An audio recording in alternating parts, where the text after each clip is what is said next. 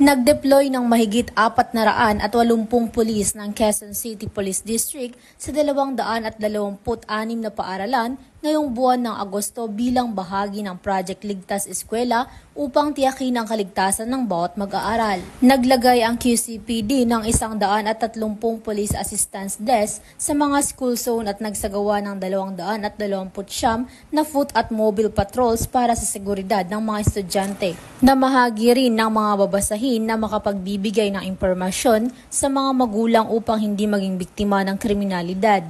Layon ng proyekto na gawing ligtas at walang pangamba ang bawat paaralan para sa mga estudyante, guro at mga magulang.